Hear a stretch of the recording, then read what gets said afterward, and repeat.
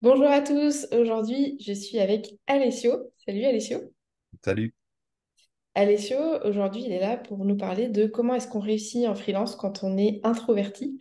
Quand on regarde LinkedIn, quand on regarde YouTube, on a l'impression souvent que pour réussir, quand on est à son compte, il faut être un peu grande gueule, il faut foncer, il faut être à fond. Je voudrais vous montrer avec le témoignage d'Alessio que c'est pas forcément vrai. J'aimerais bien que tu puisses te présenter en quelques mots. Ok. Moi, c'est Alessio Fancello. J'ai 33 ans. Je suis belge. Je vis en Belgique, à Charleroi.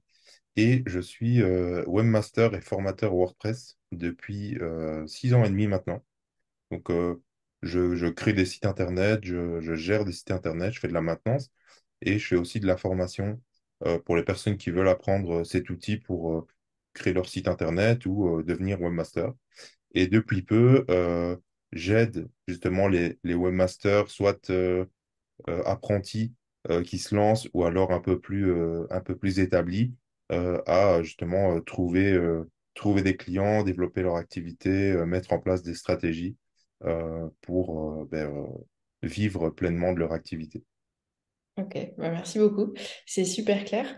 Alors toi, Alessio, tu es quelqu'un qui est un peu introverti. Est-ce que c'est quelque chose qui t'a fait hésiter quand tu avais envie de te lancer? Ouais, bien sûr, parce que enfin, c'est pas le type de personnalité qu'on voit le plus sur le web. Et même à l'époque, avant de me lancer, déjà, quand je me suis lancé dans la vie active, tout simplement, j'ai commencé à travailler dans des boîtes. Mais je me renseignais enfin, beaucoup sur le marketing digital, le web, en regardant du contenu sur YouTube, en lisant des articles de blog sur les réseaux sociaux. Et ça me paraissait, le contenu était intéressant, mais devenir ce type de personne, ça me paraissait impossible en fait. Je me voyais juste travailler pour quelqu'un dans un bureau le restant de ma vie et je pensais pas du tout à devenir indépendant. Donc ouais, ça me freinait parce que ce genre de personne était plutôt extraverti pour pouvoir oser se montrer face caméra un peu comme aujourd'hui. Voilà, c'était pas pour moi au début. Et bah, au fur et à mesure, j'ai appris à dompter ça en fait et à me mettre des petits défis pour me permettre de lancer mon activité en 2017. Ok, ouais, c'est intéressant ça, l'idée des défis. Mais c'est vrai que ceux que tu voyais, c'était des extravertis. Parce que déjà, à l'époque, il y avait sûrement des introvertis qui réussissaient, mais c'est pas ceux qui se mettent en avant et donc c'est pas ceux qu'on voit, ça c'est certain. C'est Ok, bah, ça. c'est intéressant. Et tu t'es lancé finalement, et tu as bien fait, je pense. Est-ce que tu sens quand même qu'il y a des moments où, dans ton activité d'indépendant, le fait d'être introverti, c'est quelque chose qui te dessert? Ouais, encore aujourd'hui, j'ai pas réussi à. Enfin, je pense qu'on peut pas changer ça. Je serai introverti toute ma vie, mais oui, il y a encore des choses aujourd'hui que j'arrive pas à dompter, comme le réseautage ou la prospection physique. Moi, je trouve ça épuisant. Je pourrais participer à un événement et parler à deux, trois personnes, mais voilà, sans plus. Après, je vais vite m'épuiser, ne fût-ce que d'être entouré de plein de monde, mais après devoir parler, parce qu'au début, j'en ai fait quelques-uns. Au début, on est voilà, tout seul au coin d'une table, et puis on essaye d'aller voir une, deux, trois personnes, et voilà, euh, ça commence vite à devenir ouais, épuisant, c'est le mot en fait. Donc, j'aime pas être très entouré, ni devoir me forcer à aller côtoyer d'autres personnes.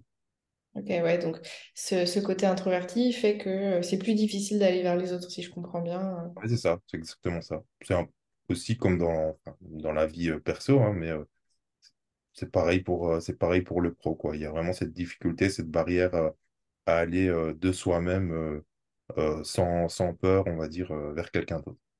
Ok, et une question qui me vient, mais c'est un peu difficile donc de travailler ton réseau, mais dans ton quotidien, pendant que tu produis, que tu crées des sites internet ou dans ta relation avec les clients que tu as déjà, est-ce que tu ressens que c'est une difficulté ou pas forcément? Non, je dirais enfin, une fois que le contact est établi, que on bosse sur un projet avec un client, ça devient beaucoup plus facile de communiquer avec lui. Après, j'ai mis en place des choses pour communiquer à ma manière avec les clients. Mais voilà, dès que le contact est fait, ça devient beaucoup plus fluide et on a moins cette peur en fait d'aller vers l'autre et de répondre à ses questions. Ok, ça marche. Bah, on y reviendra, mais j'aimerais savoir aussi, là tu me dis qu'effectivement, le fait d'être introverti, des fois c'est un peu gênant. Est-ce qu'il y a au contraire des situations où tu trouves que c'est plutôt une force? Ouais, clairement. Bah, moi, je trouve que enfin, les introvertis sont beaucoup plus focus et ont plus de concentration. Vraiment se mettre dans une concentration profonde sur un projet. Euh, donc, enfin, moi, ça m'a plutôt bien servi jusqu'à maintenant. Voilà, je peux vraiment me mettre à fond sur les projets des clients ou sur les miens. Après, voilà, il y a des fois où ça va pas. Ça veut pas dire que tout nous réussit. Mais en tout cas, voilà, j'ai pas peur de me mettre, de me concentrer à fond sur un projet, quoi. Et après, je suis assez dans l'écoute active aussi. Enfin, je pense que la plupart des introvertis le sont. Donc, quand je suis en rendez-vous avec un prospect, je ne vais pas le couper, je le laisse bien parler jusqu'au bout. Je ne vais pas prétendre savoir ce dont il a besoin avant qu'il ait terminé de tout m'expliquer.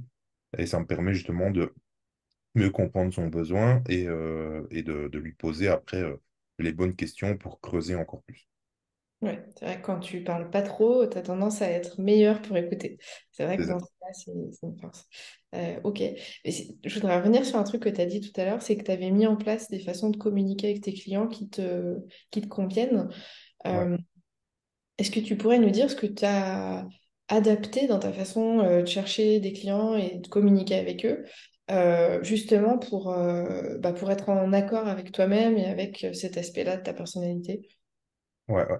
Alors, dans la façon de chercher mes clients, j'ai mis plusieurs choses en place. Tout d'abord, tout ce qui est stratégie inbound marketing. Donc, c'est faire en sorte que les clients viennent à soi plutôt que d'aller les chercher. C'est la partie, on va dire, la plus facile, même si elle prend du temps, forcément. Vu qu'il n'y a pas de publicité, on ne paye pas pour apparaître plus rapidement sur Google ou sur les réseaux. Donc, ça prend du temps. Donc, ça commence par développer une stratégie, une présence en ligne solide. Donc, personal branding, réseaux sociaux, création de contenu. Donc, voilà, ça prend du temps. Faut essayer d'être là tous les jours, du moins régulièrement, pour justement, pour qu'on se souvienne de nous en voyant plusieurs fois les messages qu'on va diffuser. Puis il y a aussi, à mes débuts, j'utilisais pas mal les plateformes de freelance. Donc Ok. on a Malte, on a Coder, avant c'était 5euros.com, maintenant c'est ComeUp. Je crois que je dois avoir encore mes profils qui sont là-dessus, même si j'ai beaucoup moins de prospects qui arrivent. Il faudrait que je les remette un peu à jour peut-être. Mais Ouais. en tout cas, ça m'a bien aidé pour me lancer parce que il n'y avait rien à faire, j'avais pas encore de site internet. Ouais. Et donc, voilà, je me suis inscrit, je présentais mes services et j'attendais que les prospects viennent à moi.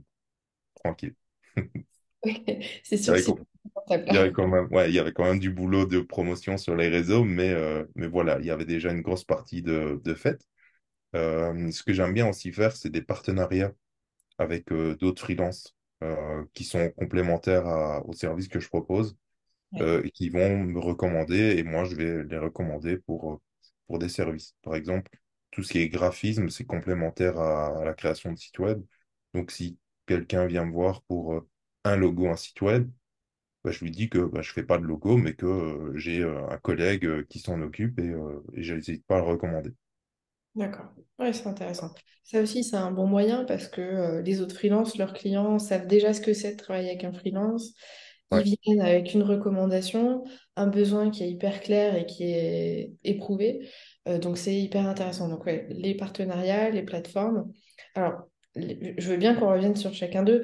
Les plateformes, il y en a plein. D'ailleurs, je mettrai sous l'interview un lien. J'ai une liste sur mon site qu'on peut télécharger avec 40 plateformes. Donc, ça évite de chercher. Tu as parlé d'inbound marketing et de personal branding. Et ce que je me suis dit en entendant ce mot dans ta bouche, personal branding, c'est que il n'a pas toujours bonne presse. Ce mot-là, tu as souvent l'impression que ça veut dire se mettre en avant, se montrer. Comment toi, est-ce que tu le perçois et est-ce que ça a été facile pour toi de mettre ça en place? non, ça n'a pas été facile du tout. D'ailleurs, il est forcément, je pense pas encore au point. Mais le but, c'est tout de même se forcer, de se mettre, d'essayer de se mettre en avant, de se lancer ce défi. Après, il y a des gens qui ont un personal branding hyper fort, qui sont assez connus et qui montrent pas du tout leur visage, que ce soit sur Insta ou sur LinkedIn, ils ont des avatars. Donc, si on n'a pas envie de se montrer, on peut déjà commencer par ça. Il y en a qui se sont révélés par la suite et il y en a qui sont toujours des anonymes, entre guillemets, ou qui se montrent qu'à leurs clients. Donc, ça peut être une bonne pratique pour démarrer, mais je pense que c'est pas possible de pas le faire, en fait, de rester invisible sur le net. Euh, à moins d'avoir voilà, des stratégies de prospection physique, des réseaux physiques qui nous amènent tout le temps des clients et on n'a pas besoin de se mettre sur le web. Je pense qu'aujourd'hui, ça devient très compliqué. Donc, à un moment donné, il faut pouvoir se lancer, Ouais. choisir un, deux ou trois réseaux et publier du contenu dessus. Ouais, et puis publier du contenu, ça veut pas forcément dire des vidéos face cam, ça peut être, si on n'est pas à l'aise avec ça, des podcasts, ça peut être des posts qui sont plutôt écrits. On n'est pas obligé de montrer sa tête en permanence, quoi. Donc, clairement, moi, la plupart des contenus que je publie, c'est des posts écrits, des images, des carousels. Je fais quasiment jamais de vidéo. Je pense que je me suis ouais, quasiment jamais montré en vidéo, peut-être en stories vite fait, mais sans plus, quoi. Ouais, ça c'est très difficile de sauter le pas. Je comprends. Et alors, tu évoquais aussi les partenariats avec les freelances, mais du coup, ça veut dire que ces freelances, il faut à un moment ou à un autre aller vers eux. Comment ça se passe pour toi? Ben, ça peut se passer de différentes façons. Il y a LinkedIn, premièrement. Le fait de publier du contenu, ça va ramener du monde qui s'intéresse peut-être à notre contenu ou qui vont venir apporter des précisions supplémentaires et qui vont après soit vous demander en contact ou moi qui vais les demander en contact pour discuter un peu avec eux. Moi, j'aime bien les façons de communiquer écrites, donc ça ne me dérange pas d'ajouter quelqu'un et d'aller lui parler après. Et du coup, voilà, il y a des points communs. On voit que l'un peut apporter quelque chose à l'autre. Du coup, ça devient facile de se créer un petit réseau virtuel pour pouvoir se recommander l'un l'autre. Il y a les groupes Facebook aussi, il y a pas mal de groupes Facebook sur plein de thématiques. Moi, je suis dans plein de groupes sur WordPress. Et voilà, là, j'ai déjà trouvé des prestataires, j'ai déjà trouvé des clients. Donc, voilà, il faut pas avoir peur d'aller se mélanger un petit peu. Ça reste du virtuel, donc on est un peu dans le confort de sa chaise, tout en réseautant. Ok, ça marche. Mais là, je rebondis à quelque chose que tu as dit. C'est plus facile de commencer à envoyer un message à quelqu'un s'il y a déjà eu une forme de communication un peu moins directe, genre un commentaire sous un post. Du coup, t'es pas à 100% un inconnu quand tu commences à engager la discussion. C'est plus Ouais. facile. Ouais, pas tout le temps, hein. Je dirais qu'au début, je faisais que comme ça. Maintenant, je me forme de plus en plus dans la vente et j'aime bien le cold emailing ou envoyer des messages sur LinkedIn. Donc, ça ne me dérange pas. Je dis pas que j'ai le temps de faire ça tout le temps, mais le cold emailing à des inconnus que je trouve sur Internet et, qui me permet, et dont je pourrais apporter une solution à un problème que j'aurais décelé. Mais j'hésite pas à envoyer un message, un email ou un message sur LinkedIn. Donc, D'accord. il C'est faut y chouette. aller petit à petit, il faut se former aussi, hein, faut pas y aller comme ça, la fleur au fusil et se dire j'envoie un mail, tout va bien se passer. Euh, faut se former, il y a pas mal de techniques, on peut utiliser des templates aussi et les adapter. Donc, euh, donc voilà, il n'y a pas qu'une seule solution. Ok, bon, bah, c'est intéressant. Là, tu nous as parlé des trois façons principales que tu utilises pour trouver tes clients. Un peu plus tôt, tu évoquais le fait d'avoir adapté ta façon de communiquer avec tes clients. Maintenant, une fois que ça y est, une entreprise décide de bosser avec toi, c'est quoi ta façon de travailler avec elle? Alors moi, je préfère tout ce qui est asynchrone. Donc, communication écrite, soit mail, soit WhatsApp ou un vocal sur WhatsApp. Ça dépend si voilà, le message est un peu plus long ou si le client a plus facile. Sinon, moi, je reste très écrit, donc moi, je me mouille pas trop. Ok. Euh, j'ai créé aussi, par exemple, je fais de la maintenance de site. Et pour le support, j'ai créé un système de tickets. Donc, le client a un formulaire, tout bêtement, il remplit. Moi, je reçois sa demande et je fais les modifications qu'il m'a demandé sur son site ou j'adapte son contenu, etc. Donc, D'accord. ça, c'est assez simple à mettre en place avec n'importe quel outil de formulaire en ligne. Ça s'adapte pas forcément à tous les business, mais je pense que pour pas mal de services, ça peut le faire. Ok, ouais, ça c'est intéressant pour les introvertis et pour les gens qui cherchent à gagner du temps, à mieux s'organiser, à enlever des contraintes sur la journée. Il n'y a pas besoin d'être dispo les deux personnes ou trois, quatre, cinq en même temps et prévoir un call, prévoir une visio. Ça Ouais, peut se clairement. régler par des outils. Ok, c'est intéressant. Tout ça, c'est tes astuces à toi pour pouvoir quand même avoir de l'échange avec les autres parce que pour développer ton activité, pour gérer tes missions, tu es quand même obligé de parler. Toi, c'est ça que tu fais pour pas trop sortir de ta zone de confort, mais quand même avoir de l'échange avec les autres parce que sans ça, tu peux pas, tu n'existes pas, quoi. Ouais, c'est ça. Et puis, je respecte beaucoup le temps de l'autre, en fait, tout comme j'espère qu'il va respecter le mien. Donc, j'utilise ces méthodes parce que je me dis que il est peut-être pas dispo là tout de suite pour un appel. Donc, c'est pas moi qui vais prendre mon téléphone pour appeler un client ou un prospect pour lui poser une question ou lui demander de m'envoyer telle chose. Donc, je vais attendre qu'il me réponde. Si il a besoin de savoir quelque chose sur son site et que je dois lui faire un tuto, je vais pas faire une visio, là, couper ce que je suis en train de faire pour faire une visio avec lui. Aujourd'hui, on a plein d'outils pour ça, comme Loom, tout bêtement, pour faire des vidéos capture d'écran. Il y a Tango qui permet de faire des guides interactifs. On voit des captures d'écran ou des captures vidéo avec des explications. Il y a Bubbles, par exemple, sur un site web. Ça permet de créer des points sur la page et de mettre un petit commentaire. Là, ça va pas, il faut changer ceci, etc. Donc, moi, je donne tous ces outils à mes clients et je les utilise aussi quand je dois collaborer avec eux. D'accord, ouais. C'est toi qui es force de proposition pour ça, alors. Ouais, c'est- Et petite question, est-ce que tes clients ont ton numéro de téléphone? ils ont mon téléphone pour WhatsApp, forcément. Ok. J'ai pas de numéro pro perso, j'ai pas de numéro, enfin c'est un seul. Donc oui, ils l'ont. Maintenant, si je réponds pas, c'est que je suis pas dispo. Ça marche, tu t'autorises à pas répondre, y a pas de Ouais, problème. Enfin, j'ai regardé ton profil LinkedIn. Et j'ai ouais, vu que tu faisais plein de choses avec les autres. J'ai vu que tu avais organisé les cafés numériques belges. J'ai vu que tu avais donné des cours dans des écoles supérieures. Et je me ouais. suis dit, attends, comment il fait en étant si introverti? Comment il décide quand même de faire ça? Ça m'intéresse d'avoir ton point de vue là-dessus. Je pense qu'avec le recul, je m'impressionne moi-même en fait d'avoir fait tout ça. Parce que c'était pas facile au début. Mais disons que bah, j'y suis allé par petits pas, en fait, de manière progressive. D'abord, j'ai analysé la situation, voir si ça me convenait. Et après, je prenais la décision de me dire, OK, je me sens capable, j'y vais. Donc, faut se mettre un peu légèrement au défi de temps en temps pour pouvoir progresser.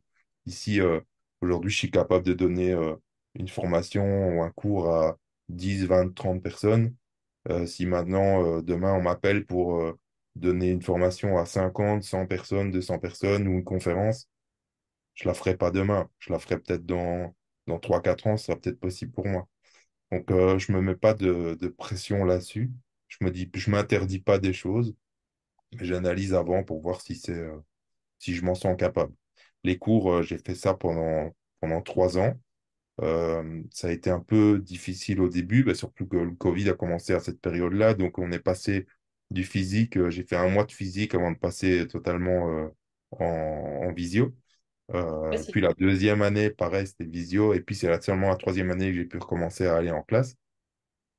Et j'aimais bien, mais c'était le système scolaire en fait qui me plaisait beaucoup moins. Puis je commençais à avoir plus de demandes pour mon business pro.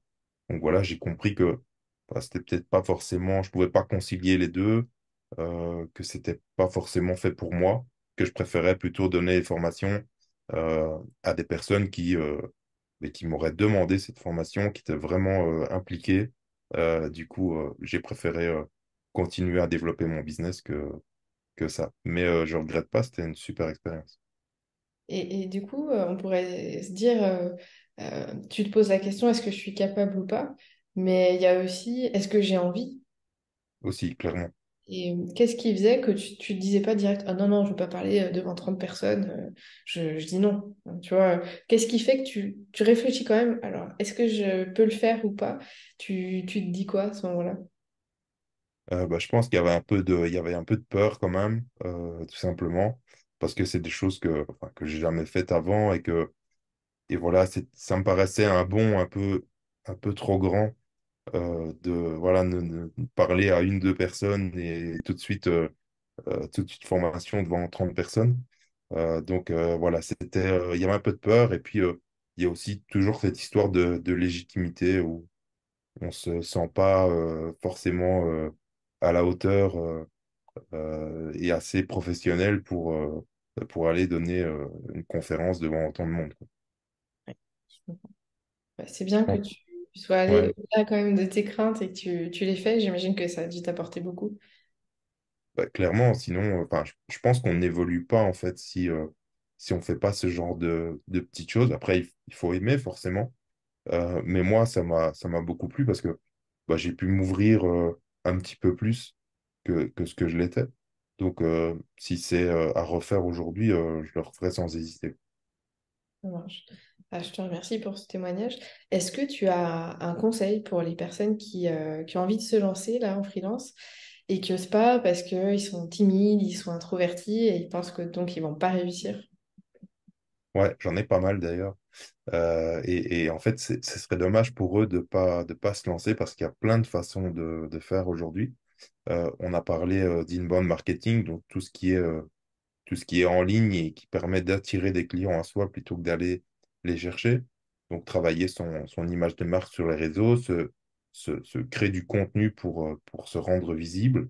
Il y a aussi tout ce qui est outbound marketing. Donc là, c'est envoyer un email, envoyer un message LinkedIn. On reste encore un peu dans du confort, même si on va directement vers l'autre, mais on n'est pas en face à face où on décroche pas son téléphone pour contacter la personne. Et après, il y a tout ce qui est, si on veut commencer progressivement avec le physique, il y a le coworking. Moi, j'ai commencé par ça et je regrette pas, j'en ai fait pendant 5 ans et demi. Ça a été une super expérience parce que on va là pour bosser comme tout le monde, on va s'asseoir à son bureau et on rencontre des gens à la machine à café, on commence à discuter. Puis certains coworking, dont le mien, organisaient des petits événements, des petits dîners ensemble. Donc voilà, on commençait à discuter avec l'un ou l'autre entrepreneur et bah, ça créait des points communs. On se recommandait l'un à l'autre, on travaillait ensemble sur certains projets. Donc le coworking, franchement, c'est une super expérience pour démarrer avec le physique. Ouais, il y a des échanges plus spontanés. On n'est pas là pour vendre quelque chose à quelqu'un. Donc la discussion s'installe sans artifice. Exactement. Puis il y a faire à sa manière, tout simplement, hein. On n'est pas obligé de suivre ce que les autres disent sur Internet. Moi, j'ai créé voilà, mon propre système, donc système de discussion, de prospection. On fait ce qu'on veut, on voit ce qui marche, on peut tester. Si ça marche pas, ben on itère, comme on dit, on adapte sa communication. Il y a se préparer aussi en amont, parce que voilà, répondre à un prospect ou à un client, c'est des choses qui se préparent. Donc, on anticipe bah, ses potentielles questions, ses doutes, ses craintes. Et avec une bonne préparation face à lui, bah, il n'y aura pas de souci, il n'y aura pas de bégaiement possible ou de manière de s'échapper. Donc, voilà, c'est des choses qui prennent du temps à mettre en place, mais une fois que c'est fait, bah, ça roule, quoi. Donc, il y a pas à avoir de peur à se lancer. Ce serait dommage, en fait, de ne pas se lancer parce qu'on est introverti ou timide. Oui, c'est vrai. Bah, moi, dans les gens que j'accompagne sur leur démarrage, il y en a des timides, hein, il y en a des introvertis, et on trouve des moyens qui vont pas contre eux, en fait, contre ce qu'ils Ouais, sont. c'est ça. Le but, c'est pas justement, on sort d'un cadre qui est très préétabli où tu dois faire ce qu'on attend de toi. Et là, il n'y a plus de cadre. C'est toi qui le définis, c'est toi qui définis tes limites. C'est hyper important de les connaître. Et tu définis qu'est-ce que tu vas faire comme type de mission qui font que tu es plus en accord avec toi, comment est-ce que tu vas chercher tes clients. Et c'est exactement ce que tu nous expliques, quoi. Ouais, exactement. Il y a, franchement, il Il y a plein de manières de procéder. Faut juste être patient parce que ça va pas se faire du jour au lendemain. Mais c'est comme ça qu'on progresse. Il faut pratiquer régulièrement. C'est ça, exactement. Je peux pas être plus d'accord. Nickel. Je te remercie beaucoup pour tout ce que tu nous as partagé. Je rajouterai dans la description de la vidéo le lien de ton profil LinkedIn et de ton site internet pour ceux qui ont envie de rentrer en contact avec toi. Et puis pour les autres qui sont introvertis comme Alessio, qui ont envie de se lancer, je vous mets aussi la page de présentation de la formation que je propose pour accompagner les personnes qui se lancent. Vous aurez toutes les infos. Et puis je te remercie beaucoup, Alessio. J'espère que ça va aider plein de gens à lever leur peur et puis à se lancer. Et je te dis un grand merci pour ça. Avec plaisir. Merci.